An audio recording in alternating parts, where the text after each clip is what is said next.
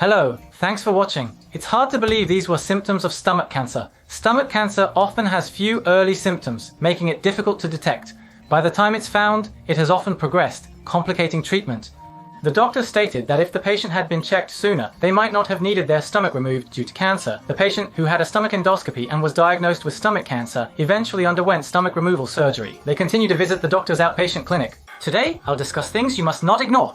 This video will cover 5 critical stomach cancer symptoms you must not ignore. Watching until the end can significantly reduce your risk of losing your life to stomach cancer. I will also share how to prevent stomach cancer by up to 99% and surprising foods that might help. Please stay tuned. I'm a doctor at the Medical University and City Hospital in Hokkaido, specializing in endoscopy and treating stomach issues. As a practicing physician, I will provide clear explanations to help improve your health. I deliver enjoyable videos, so please subscribe to the channel and let's learn together. Now, let me quickly explain the 5 early symptoms of stomach cancer that you should never ignore. The first symptom is a black spot on the skin. If you see this photo and think you might have something similar, please pay attention.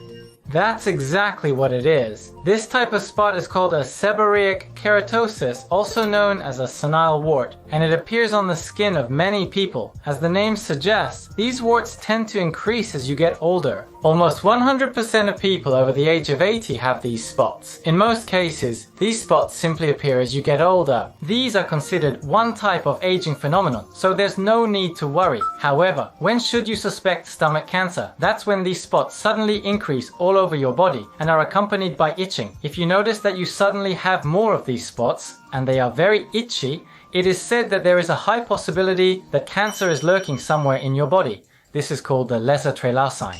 When this kind of sign appears, the likelihood of having internal cancer, especially stomach cancer, increases. So, by observing your skin, you can sometimes detect internal cancers, which I think is very interesting. Please keep this in mind. Please pay close attention and carefully observe your own skin and that of your family members. If you notice anything unusual, consider getting a medical exam. Never overlook or misinterpret stomach cancer symptoms.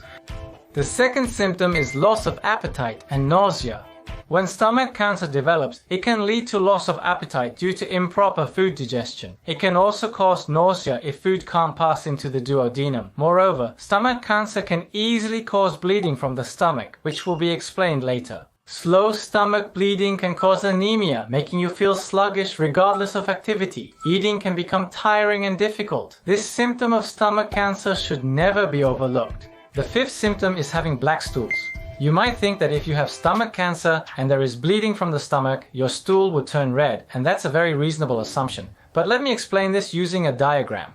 Suppose cancer develops in the stomach. This blue area represents the cancer. Cancer tends to grow larger and larger inside the stomach, and as it grows, it creates new blood vessels, which are shown here in red. Blood vessels start to grow rapidly, and as more and more blood vessels gather, stomach cancer becomes prone to bleeding. When bleeding occurs from stomach cancer, red blood comes out, but this red blood reacts with the stomach acid inside the stomach and actually turns black due to oxidation. So, if you vomit blood that has just come from the stomach, it might still be red, but if it has already reacted with stomach acid, it could be black. At the very least, when blood from the stomach comes out in your stool, it will appear black. It looks like tar, really pitch black, almost like ink. If you see such black tarry stools, you must consider the possibility of bleeding from the stomach. If it's truly jet black, that's abnormal and you should think about going to the hospital. However, even if your stool is just a little darker than usual, that can be an early symptom of stomach cancer, caused by a small amount of continuous bleeding.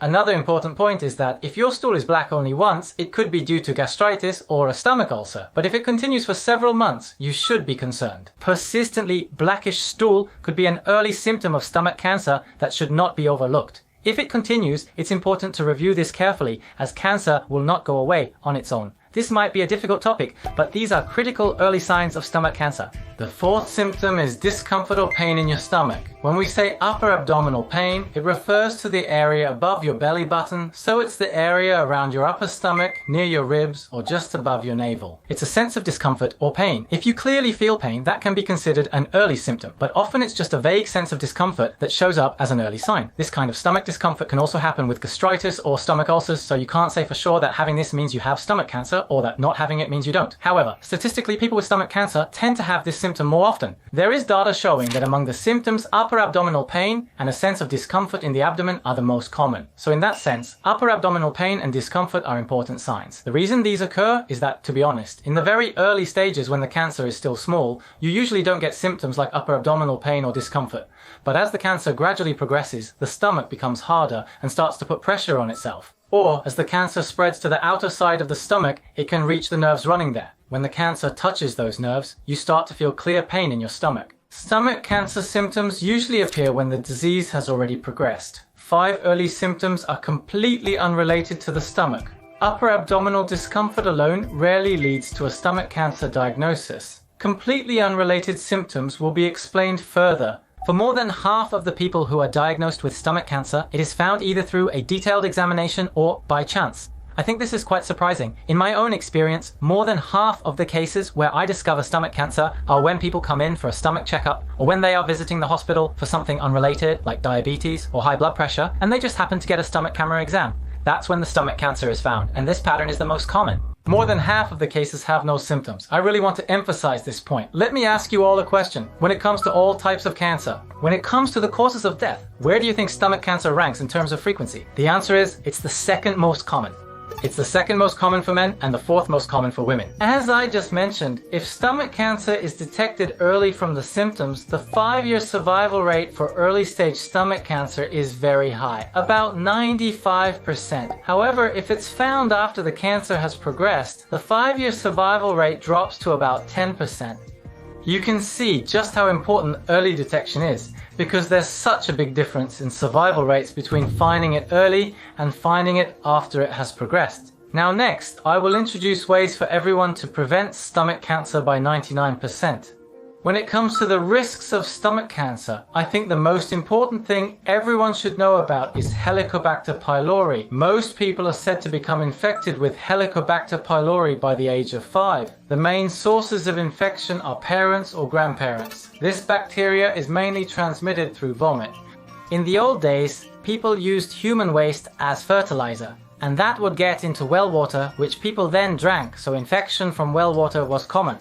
But now, Japan has a fully developed water and sewage system, so in most cases, infection is passed from mother to child or from grandparents to the younger generation. The infection rate of Helicobacter pylori is about 20 to 30% among people in their 20s, but for those over 50, the infection rate jumps to 70 to 80%. So, if your siblings or parents are infected with Helicobacter pylori, your own risk of infection increases as well, which is quite concerning. There is no need to worry. Eradicating Helicobacter pylori bacteria in your 20s or 30s can almost entirely prevent stomach cancer in both genders, with nearly a 100% success rate age. Pylori is a significant risk factor for stomach cancer. Eradicating bacteria in your 40s has a 90% success rate, dropping to 80% in your 50s and continues to decrease with age. The suppressive effect on stomach cancer has been confirmed for people from their 30s to 70s. Once Helicobacter pylori is eradicated, reinfection is rare, making it crucial for preventing stomach cancer. It's never too late to eradicate Helicobacter pylori. How should you check for it? Do you always need a stomach endoscopy? Actually, no. A simple blood test called an AC test can indicate whether you have Helicobacter pylori. For more detailed information about the test and to learn how to eliminate the bacteria and key points to remember, watch this video. Now, relax your shoulders and listen closely. You may be able to prevent stomach cancer. We are gaining knowledge of foods that can reduce the risk of Helicobacter pylori infection. Let me present 3 food categories and their associated data to illustrate their effectiveness. The first and second choices among the 3 foods are fruits and vegetables. That's what they are. Studies from Europe, Asia, and North America, collecting data from a wide range of people, have reported this.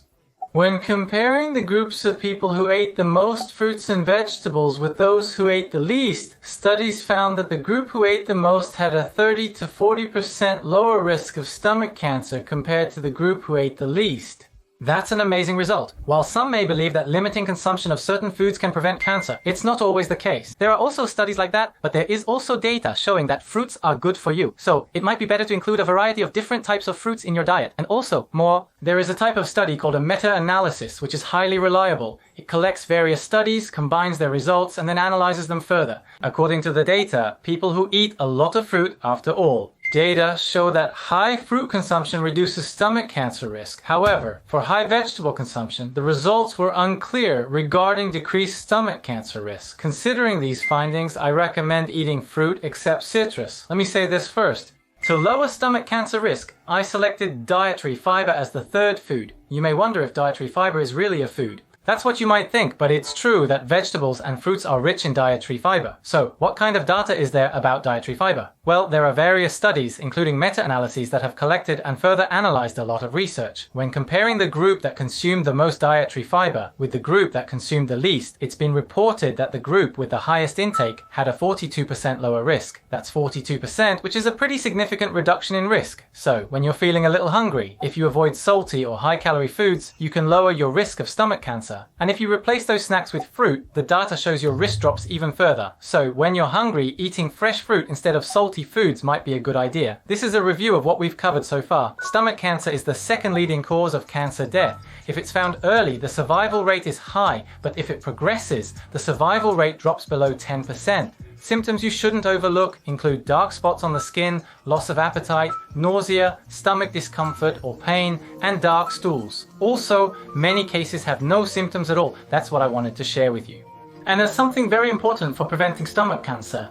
I discussed eradicating Helicobacter pylori bacteria, which is often transmitted within families. Eliminating the bacteria at any age can reduce stomach cancer risk and may help suppress stomach cancer. I presented data on vegetables and dietary fiber as foods. For stomach cancer screening, I discussed endoscopy and barium tests. Both options are available, but I prefer the one that suits me best. If you're interested, I explain it in this video. For any illness, it's crucial to identify early symptoms or detect it before it becomes a disease. If you haven't developed the disease yet, you can stay healthy for a long time by identifying and eliminating risks at each stage. To live and enjoy the second half of your life, I want everyone to know this from a doctor's perspective. Please subscribe to my channel for easy to understand explanations of medical information. Join our medical university and learn together. Check out my videos on major cancers and bladder cancer in the description. If you have any comments or questions about testing or symptoms, please share them in the comments section. I think it will be helpful for everyone. And in this video, whether it's a good button or a bad button, your feedback will help me in the future. Well then, let's meet again in the next video.